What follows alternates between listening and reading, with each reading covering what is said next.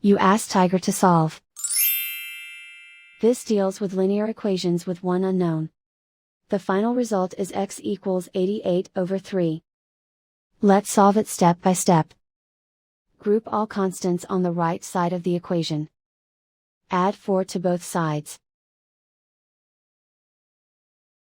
Simplify the arithmetic.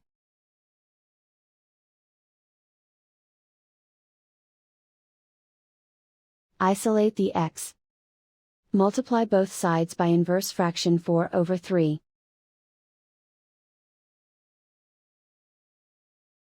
Group like terms. Multiply the coefficients. Simplify the fraction.